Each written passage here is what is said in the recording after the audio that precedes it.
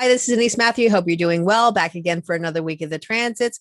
So, a couple things to talk about before I get into the transits. One is that I'm going to probably start to do a video weekly, as well as this particular video that I usually do about the transits. It's a little bit longer, and not everybody wants to go through it. And maybe you just want the highlights. So, what I think I'm going to do is do HD highlights and kind of break up little parts of the video and kind of amalgamate it into one so that you can get more of a snapshot of the week. I've been doing that sort of as a written kind of thing that I do on Instagram as well as a community page, but I thought a video might be good. So something that's kind of short and concise, and you can just get a quick shot of what's happening for the week. And if you want to get into more detail, you could always go back to the original video that I'm doing every week anyway. So I'm going to continue to do it all. I'm just going to add a few other things so that people can get the transit information that they want. In my opinion, we can learn so much about our body graph, and we can learn so much about who we are from our body graph. And that's one of the most important things we can do.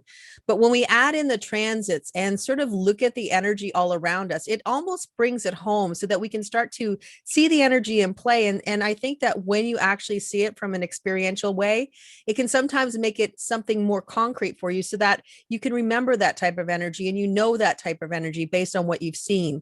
There could be keywords that are related to the actual energy, and you might hear those keywords when we have specific transits. So I think, if anything, the patterns of the transits and how they affect your life and how they affect what's happening for you, I think that's what we're all looking for. We're all looking for some kind of, you could say, for lack of a better word, we could say it's a hack that we're looking for that will show us some kind of sense within the chaos that we might call life. And that is what the transits can help us do. They can help us see the patterns. They can help us see how the things are affecting us.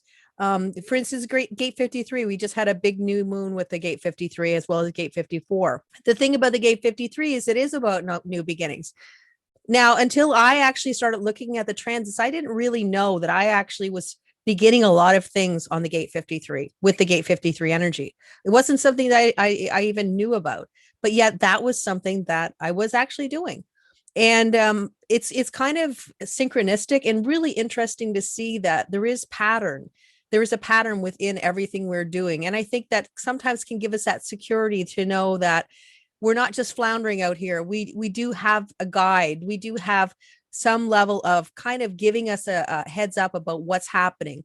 And it doesn't matter if you use astrology, it doesn't matter if you use human design, numerology, tarot, whatever you want. They all sort of point to the same direction. They say it different ways, but ultimately they all have the same kind of messages. And that is the key, to find the message that's going to suit you, to allow you to push through your week, your month, your year, whatever. Because I think that the biggest thing that we might have seen it with 2020 was a lot more people were involved with astrology and kind of following astrology and trying to understand astrology, because astrology was kind of like, it was an anchor for a lot of people, and that they could see that the transits were sort of showing us a path to where things were going to go. It didn't give us a definitive, but it did give us kind of an idea of where we're going. But then human design is one more layer. It gives us the themes. It gets right in there and gives us even more of a theme about exactly how things are shaping up, how it feels for us.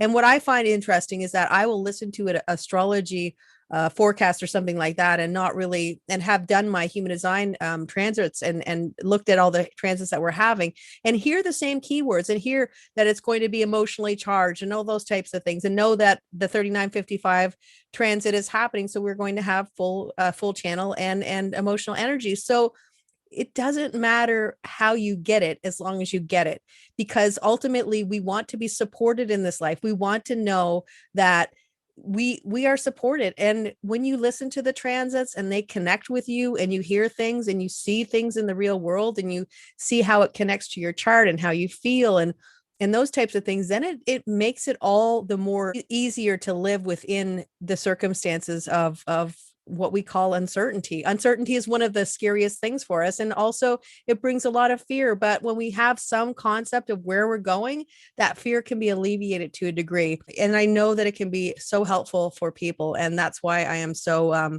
adamant about it. Other than that, I just want to thank everybody for being here. Thank you for supporting my work. Thank you for liking and commenting and sharing and all those types of things. All of that helps. And the more that we can spread this information, this valuable information as a community, the better the world will be. We're spreading our own little bit of light in the world every time we allow people to find out more about themselves and to actually accept and love who they are. With that said, let's get into the transits. So the sun remains in the gate 53. We had the new moon a couple days ago, and I hope everybody had some powerful new beginnings. So we know that this is format energy, or it starts down low in the body graph, and it has to move the energy all the way up to the throat. So if we look at this, we see that the formats are way down here, and they have to move the energy all the way up to the throat. And that is the place where we want to put all the energy, because that's where we sort of manifest things into the real world. As soon as we start to speak it, then it can gain some momentum, and it can start to bring things into form, which means that when we have these new beginnings that we want to bring into manifestation, they're not overnight beginnings. They're beginnings that will take time to come to fruition. They're beginnings that have a cycle.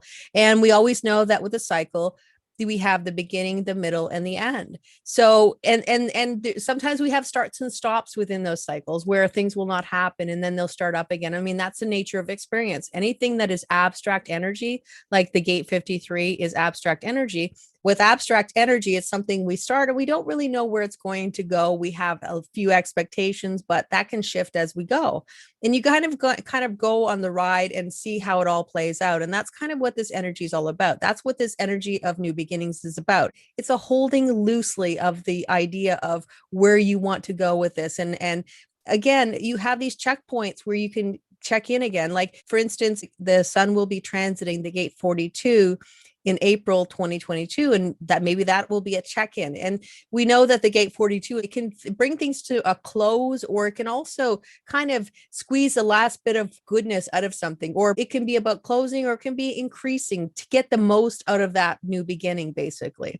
The other perspective is we can check again in July of 22, right around the same time as now, and to see how they came to fruition. And not only that, we can have another new beginning. And all new beginnings don't have to be brand new. They could be something that we have already built a foundation and we're just kind of upping the game in some way. So new beginnings don't always have to be building a brand new house. They could be upgrading your new house. They could be renovating your house, that type of thing. So it's interesting energy. And because it was such a powerful new moon, I felt it was a very powerful new moon. Let's see how it plays out in the future. And the last thing I want to say about the gate 53 or the format energies is that if you have any abstract energy within your body graph, there's a good chance that you will be affected by the gate 53 in some way, or the gate 42, basically, because these are format energies and they can influence any abstract energy within your body graph. There's a good chance that you will have responded in some way to this new beginning, or this urge to start something new might have been there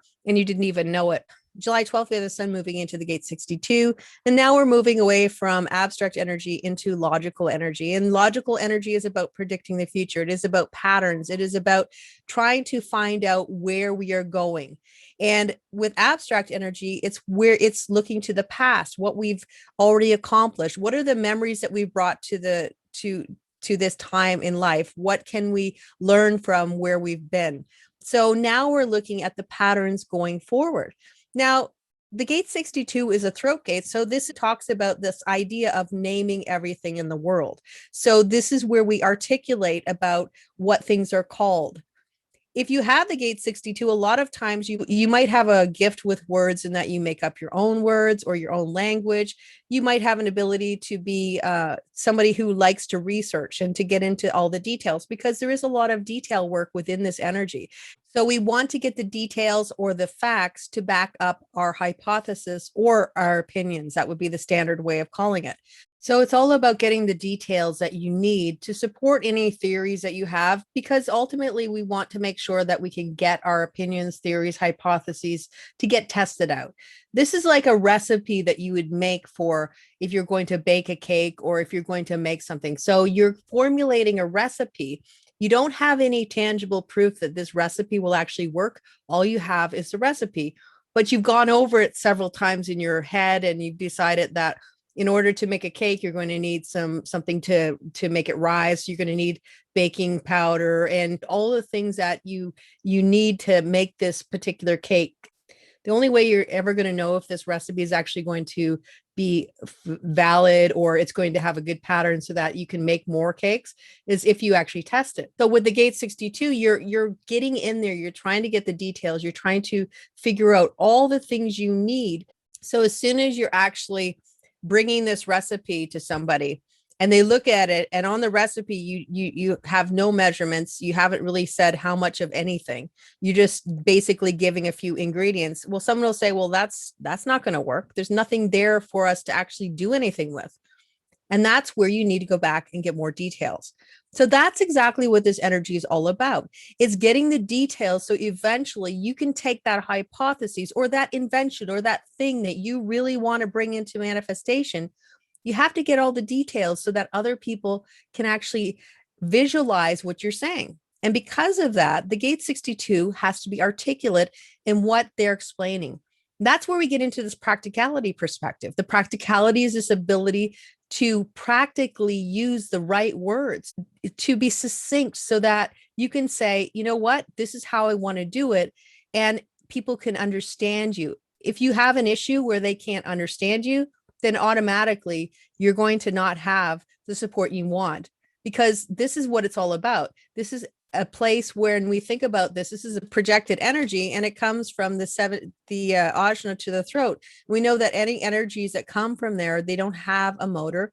So they don't have any energy and they're always going to be what's called projected. Projected means that it requires an invitation, it requires clarity, and it requires this ability to have all the details of facts and all those types of things to be ready to be sort of initiated or asked for that information. The way we know that it's the right timing is we are asked. And most people will say, well, will they ever ask? Will it ever be the right time? Yeah, it will be the right time. And when it is the right time, our aura tells people that. And if we can be comfortable and confident that our aura will say, yes, this is, I know something and it's worthwhile for you to know, without having to blurt it out. And as soon as you blurt it out, then immediately people, you have to remember the Gate 17 is called the Gate of Opinions. Immediately you give an opinion and someone says, well, I'm not interested in your opinion. You never asked me if I wanted your opinion. And immediately that's what happens. You get shot down and you're done. And you might have done a lot of work on this, but yet because you wanted to get that information out into the real world, you got really excited and you wanted to push it out, but it wasn't the right timing. So that's what it's all about. Projected energy is always about the right timing, about being asked for your information. And Ra Uru actually said to be invited. I know a lot of people don't like that concept, but understand that for things that are very kind of different, or anything that we're talking about, like for instance, logic, especially logic is a type of thing that we know that an experiment has to have all the right ingredients and all the right ways of making it happen. If we're missing a step, then the experiment fails, then we need to know where it failed. And we also need people who are going to show us that it's not right yet, because these are all about patterns for our future. There's so many reasons why we need it to be the right way for us as a collective to be able to know that we are supported, that we have some stability. And that's what we're all looking for. We're looking for stability in the pattern so that we know that we're going to be okay. And I think that we all went through that in 2020, not knowing if things were going to get up and running again, not knowing if we were going to be able to travel again, to see our families like we always did before, to do all those things that we had always sort of pinned our life on, to suddenly have them out of order And that is when we were struggling to get the pattern back online. And that's what the gate 62 talks about. So it's important energy, but it's also energy that, the collective doesn't want to just have anything just thrown in there and say, oh yeah, we're going to believe you and put that information in there. They're not going to do that. So that's why it's so important for you to be articulate, to be able to tell people exactly what you want to do and how you want to do it. And even if it's not exactly right, at least you can get to the next step where you can actually test it, then go back and then revise and those types of things. And this adds up for a lot of things. I mean, this is, if you want to start a new business, you want to know what is the best plan. If you want to start a relationship, what is the best pattern that I know works for me? So that's why it's important. The gate 62 is important to have all the details that you need so that you can go to the next step, because ultimately that's what we want to do. We want to bring the next thing into manifestation. We want to bring the next thing into like a next invention, those types of things. So it's important energy, and it's always worthwhile to take the time and effort to go through all the details, to do the research, to get all your facts straight. If you're looking at trying to bring something into manifestation, especially this week, having all the details will be really beneficial to you, because then you'll have that basis to support the theory. You have that opportunity to get that next step, which is really, as I said, we're all looking for that next step to bring that thing into manifestation. We're all wanting to have our hopes and dreams come into being, and the way we do it is by speaking them, and the gate 62 can do that. Right now, the Earth is in the gate 54. The gate 54 is tribal energy. And this is all about sort of rising up the ladder of life, and how we are always trying to move one rung more up into life to improve ourselves. As a collective, we're always trying to get a little bit further ahead. And the thing about ambition, and the thing about the gate 54, is that this is not about comparing yourself to other people. This is about comparing yourself to where you used to be, and looking at, I used to be here, now I'm here. How does that make me feel? Do I feel like I'm going in the right direction? Is this something that I want to continue on with? Should I reconfigure? Is it something that is sustainable for me to get where I want to go? And if it's not, how can I shift? And those are the kind of questions that this energy will talk to. But also you have to remember, this is the Earth. This is the gate that is in the Earth. And so we know that we're grounding into the Earth energy, which is grounding us and into the Maya, and bringing manifestation into the world using this energy, this ambition. Now, this is about rising up the ladder with your hard work, with your drive, with your perseverance, with all those things. The one thing about this energy is to know that when somebody rises, usually somebody falls.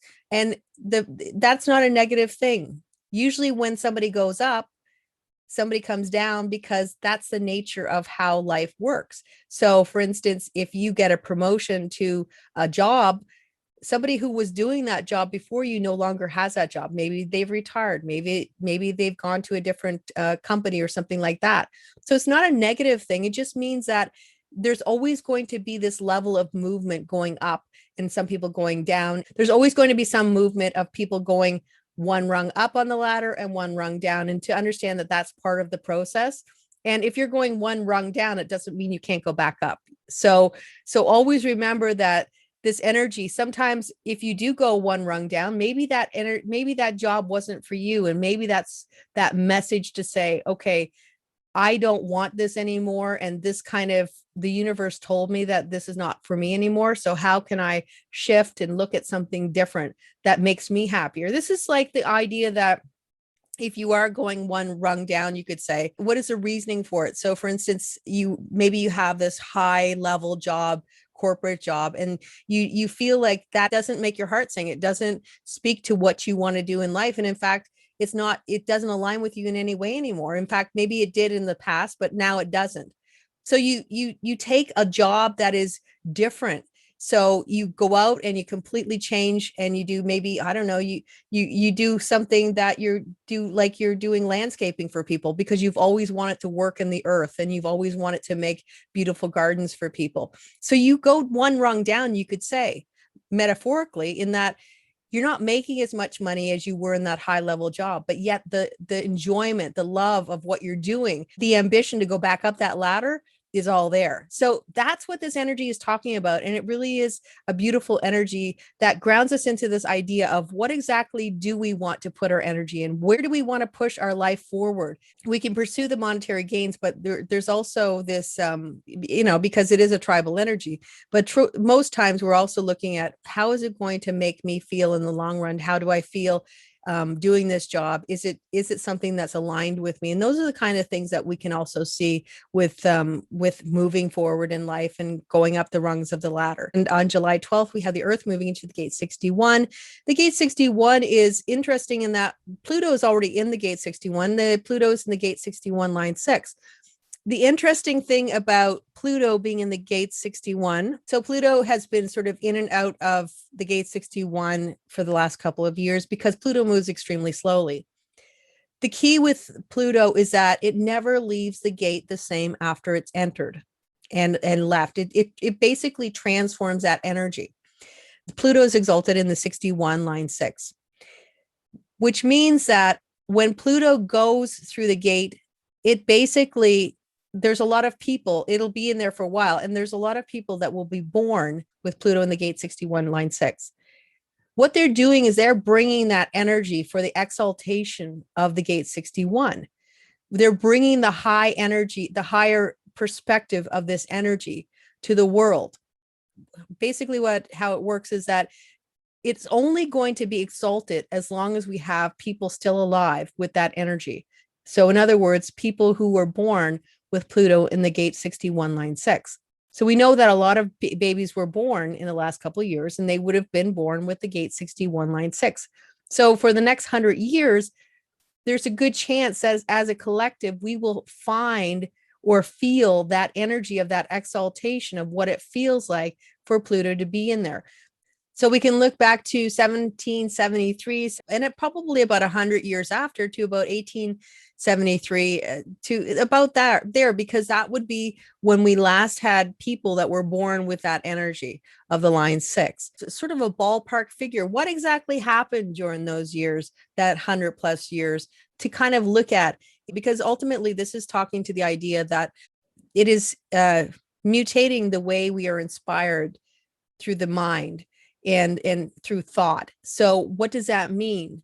And Ra Uru didn't really know when he talked about it, but he did say that it was definitely going to mutate the way we're inspired as a collective. And it was a very positive thing. So the whole key that I've sort of gone on a little tangent here is that we have the Earth going in and it's going to connect with Pluto. And I would say that there could be potential to have this activation of this gate 61 energy. Pluto moves very slow. So when it's moving, it's always doing its own thing in the background, but we don't necessarily feel it all the time because it becomes sort of part of the wallpaper until it kind of it starts to peel, and then we notice that something's a little off. So this could mean that we're going to have some activation of this energy. What is exactly are we going to see in the world around us? What are we going to ground in? What kind of mental health mutations are we going to have? And again, this could be something that is very positive, because this is what we call, like I said, the exaltation, which is considered the higher side of the energy, which we haven't had since probably the late 1800s. So something to look forward to. And this might give us a little precursor as to what exactly it's going to mean. What are we going to see in the world? What's going to show up? Because Pluto is a generational energy, that is a world energy that's going to be more impactful for the world and the global cycles. So there's potential this week to be sort of lost in our thoughts, looking for that inspiration. This is the pressure that pushes us to figure things out, to find out the meaning of what's happening. This could be potential for also some big downloads, mutative downloads about giving clarity to things that you've been looking for answers to, a lot of things, and you really haven't had the answers, and suddenly you have this eureka moment where you have an answer to something that has been kind of sitting with you for a long time. So you're actually starting to get some downloads and those types of things. So that's potential that we might actually have this week, these downloads, these answers to the questions. And because the gate 61 is also it is an individual energy. There is potential, as with all individual energies, to have some level of melancholy. So just to keep that in mind, and if you do feel that melancholy, we are externalizing that energy as opposed to internalizing that energy. This is also looking for occult knowledge. And if we know that the gate 61 plays in with the gate 62, we're looking for details about the things that are occult or hidden. Occult just means hidden. It doesn't mean, it doesn't, I know that there's a lot of connection with occult and having to do with the sort of you could say the esoteric arts, or the things that are kind of that go bump in the night and we don't know the answers for it. But occult, from the most mundane perspective, actually just means to have hidden. So this is looking for hidden information, the details. Maybe we have hypotheses and we're starting to get that inner truth, that knowledge, that missing part of that thing that we want it to sort of get the details, so that we can bolster our opinions or bolster our theories, so that we can actually move to the next step. So that's potential that you might see with this energy. And again, with it moving to connect with Pluto, it could activate Pluto in some way. So we might see a little bit more. The other perspective is that, on the other side is there is delusion potential. There is potential delusion within this energy, as well as paranoia. This could be a resurgence of conspiracy theories and those types of things. We might hear more of that in the news. So that is potential. But having said that, because Pluto's in an exalted line, the hope and dream is that it will be beneficial to us, and that we can find answers, inspiration, and clarity within the collective.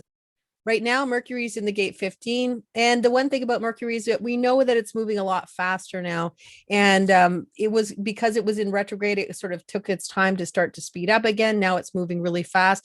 It's going from maybe 4 days in a gate to 3 days in a gate to eventually only 2 days in a gate. The other thing to notice about Mercury is that it's behind the sun. So it's going over all the same gates that the sun's just transited through. So we're having a bit of that energy being replayed, like a resurgence of the energy that we had a couple of weeks ago.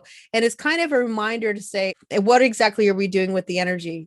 If we had the 952 that we had before, and that is sort of the energy to focus on the patterns and see the big picture of the patterns in your life, where you want to go in the future. What new patterns do you want to put into play? What exactly have you done with the information that you discovered? Have you used it?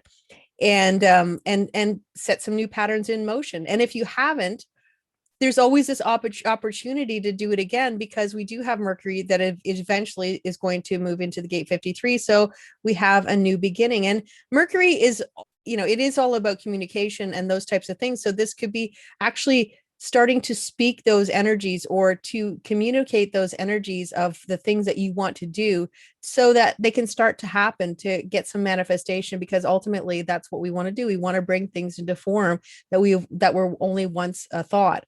Right now, like I said, Mercury's in the gate 15, and I did talk about that last week. And this is just talking potential for extremes in how people are communicating and what they're saying, and kind of also talk about environmentalism and activism and those types of things. And I have to say, there's been a lot of talk about like I did connect this with the gate 19 last week, and there has been a lot of talk that I've noticed in the news about some basically the people or groups of people that were oppressed, or that they were in some way maltreated in the past, and sort of talking about bringing that energy up again to say, how can we fix this? How can we make this right in some way? So it's a huge theme, and that continues for a couple more days, and then we'll move on to the gate 52, back to this idea of stillness, getting into that space of, you've collected a bunch of details. You would say that we have the gate of details 62, but you also have the gate of focusing on the details for the 9. Start to focus on those details, all the things that we've sort of brought into play, get the theories to see the patterns, what exactly needs to happen, because this is where we're actually doing things where we get energy to make things happen. The theories become a pattern, and a pattern can become something bigger. And that's sort of what this energy is all sort of working in together. And so it's kind of interesting how the logic is all coming together at the same time, where we have this ability to get our theories out into the world, have them tested, have the support we need to get to the next step, because this is format energy. And we know that format energy allows us to focus on the right thing. So a lot of energy to really make some shifts in our lives, to start to bring those tangible results into our life that we really wanted to do. And it's interesting how, like I said, Mercury is coming into logical energy at the same time we have the sun moving into logical energy as well. And as soon as we finish up with the 952 energy, now remember the 9 is the south node. So where this is talking about past patterns, things that we've already done before, and focusing on where we want to go in the future with those past patterns. Now we're returning to the gate 39, and we're going to have a full channel 3955. Now the 55 is with Jupiter. Jupiter remains in the gate 55 because Jupiter moves fairly slow. So this is the abundance of spirit, and the gate 39 is a provocation. So this is a full emotional energy. This is about creative energy. It is, again, individual energy. So we have the gate 61 in Pluto and also in the Earth. And we also have the gate 39 with Mercury in the gate 39. So we're talking about provoking. So we talk about Mercury, it's communication. This is provoking with words, potentially bringing people into the right spirit with your words, or the opposite is just provoking because you want to provoke. So we could see both sides of the coin. Ultimately, the whole reason for provoking people into spirit is so that they can show their true individuality to the world, to express who you are to the world, because ultimately that's what we're here to do. We're here to be exactly who we are. We're here to be authentic. We are here to express every facet of who we are, and be okay with that, because a lot of times we are holding parts of who we are away from other people's sight because we're not sure if we can be accepted. This is saying that we are all here to be exactly who we are, and people who get us will be with us. And that's with the gate 39. The people who you provoke are the people that are not your people, and the people that you don't provoke, or people who accept you or don't have any issue with what you're doing, are the people that are your people. We're also talking about emotional energy, and because there's no outlet for this energy, that we know that this potentially could be feeling like there's a lot of pressure, and that you can't actually express this energy. And again, we get back to this creative expression of the flow of being with whatever makes you feel like you want to do. It's something that you like to do, something that you can enjoy and put your energy into. You express it, so you're externalizing the energy, and eventually it moves. The emotions move. There's a good chance we're going to see some emotional energy, and there could be some vocalization. And this, because of the concept that it is Mercury, there could be some provocation that is happening. Having somebody provoke you, but also understanding that the energy is there, and that you decide how you're going to respond or not, and to wait if you want to respond if somebody's saying certain things, or that type of thing, to wait. And as long as you have the clarity to know that this is what the energy is showing you, then you could decide where you want to go with this energy in the future. Right now, Venus is in the gate 4. Venus and Mars sort of in tandem, because Venus is just catching up to Mars. It will eventually pass Mars. So Venus and Mars are meeting in a couple of gates. They met last week in the gate 7. Now they're going to meet in the gate 4. And then later in the week, they're going to meet in the gate 29. So the gate 4 is all about answers. Now, we also remember that there's the yin and yang are the Venus as well as the Mars, and they're actually going to be bringing balance to the energy when they meet in a specific gate. So we have the energy of wanting to know the answer, to also have the ability to mitigate it, because you have Venus, which is a softer, more feminine type of energy. And then you have Mars, that's more of a masculine energy. And again, this is not gender related. This is just the yin and the yang, or the duality of all energies. And you're having both sides of the coin. So it's not like Mars is going in and demanding that they get the answers. Venus has a social perspective that says, okay, social construct says that this is not how you get the answers to life.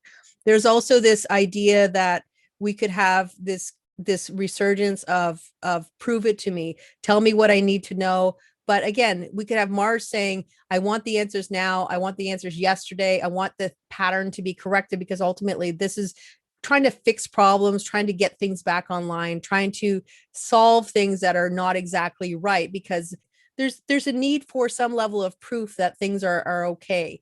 And unless you get the proof, then you're going to keep asking the questions. Now, sometimes we'll just accept whatever answers we're given, and we'll just happily sort of sit there in bliss and be okay with the answers just because we got an answer. But that's not what this energy is about. It says right answer in the right time will come, and it will give you the clarity that you need. So demanding the answers will not give you what you want. Sometimes Venus could be just accepting whatever said, no matter what, just because you feel like, oh, well, at least I got something, and just try to keep the peace. But with Mars and Venus in there, I think that we're going to get some solid answers that are well thought of. But again, to remember that you may not necessarily get it right in the beginning, but as the energy moves through the different lines of the energy, I think that eventually we'll get some concrete answers to questions, and basically this again, this logical energy, again, all talking to this idea of let's get things kind of more online. Let's get the patterns in play. Let's get a clarity and also some confirmation on how we're going to get back into the game of life, because in fact we were sort of off the tracks for a lot of 2020, and now this is all this energy pushing in and saying we need to get back on track. What are the things that we need to do? How are we going to get back into the game and sort of make everybody feel like we are back on track? Basically, we can start counting on the concept that things are going to run as they always did before. So we know that there's going to be a consistency in how things go, and how we go to the bus station and we know that the bus is going to arrive, whereas before maybe we didn't know if we're going to get the bus or if it ever was even going to come. So now we know that the things that we relied on are starting to come back in a way that it's way more tangible, that we can really sort of hang our hat on it. On July 12th, we have Mars moving into the gate 29. This is a gate of perseverance. And then we do have on July 17th, we have Venus coming in, and it'll only be one day where they meet in the same gate. But we have the Mars coming in, and basically, it's a Martian energy. It's like this drive, this push, this kind of almost aggression to say yes. So it's almost like there's this need and this force within the collective that's saying you need to say yes to what I'm saying. The thing about the gate 29 is Mars is exalted in a couple lines in the gate 29. The key word with Mars in the gate 29 is that even if you feel compelled to say yes because someone has said that they want you to do something, the energy of the gate 29 is it's very easy to say yes, to always say yes to everything, even if it's not to your advantage, to say yes when you should be saying no, because it's not to your advantage. And when you're always saying yes, you're overcommitting, and a lot of times you can't actually follow through with what exactly you want to do because you've said yes to too many things, and you just don't have the energy to spread in all the places that you've actually said yes to. So this key is that with the gate 29 is to what we say is to wait, to use your strategy, to know that, especially if you're emotionally defined, to say that, okay, I'm going to need to wait on this. Do I really want to do this? Is it in my best interest in the long run? Do I want to commit to this? So that's what this energy is all about. If you feel that somebody is saying to you, I need you to give me an answer, are you going to do this, yes or no? Just if you have any ability to be able to wait for a little while to get some clarity, to understand that this is something that you're not sure about. So with this energy, Mars, like I said, you could be more discerning about what you're saying yes to and what you're saying no to. There is luck within this energy, being in the right place at the right time, because it is half of the 4629 channel, which is succeeding where others fail and failing where others succeed. So it is really about this idea of being in the right place at the right time. This is also one of the tantric energies, which means that the energy that is within the gate 29 is kind of leveled up within this energy. There's a passion within this energy as well. And when you find that passion, the thing that you want to do the most, it's amazing. The places you can go and the things you can do. It's almost like miraculous if you find the particular passion within this energy. It's being aligned with the inner you, where you want to go with your life. And if you're always saying yes to everything, then that's where you're not actually in the flow of your life. You're in the flow of somebody else's life. So this is getting in touch with the flow of your life, where you want to go with your life. And Mars is actually, it's pretty beneficial within this energy. It's exalted, like I said, in a couple lines. So that's why it's nice for you to be able to wait for the right thing to say yes to. So because we only have a certain amount of energy to put in anything, and if we're always kind of scattering it everywhere, we never really have that true focus. So if we think about a rope is made of a lot of strands, but if you had instead of a rope you had just all those strands and they were not woven together, then you're not going to have the strength that you would if you have an actual rope. And also, like I said, on July 17th, Venus meeting the gate 29, and then this is just bringing more balance into the energy. So this is talking about this idea when we're talking about Venus, it's resources, relationships, it's those kind of social constructs, the things that we do as a society, that we want to, the nice things, the beautiful things. Are we saying yes to the nice things in life? And maybe we are, because we've waited long enough and now we're able to say yes to the correct things for us so that we can move forward in life. And this could also, like I said, with Venus and Mars in this energy, it could mean that we're in the right place at the right time and we're just getting lucky because we're actually getting in the flow of our lives.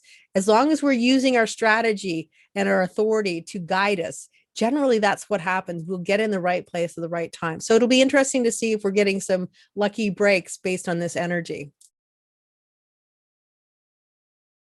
And that's it for the transits. I hope you enjoyed them, and I will be back again next week. Until then, take care, and I hope you have a wonderful week. Bye for now.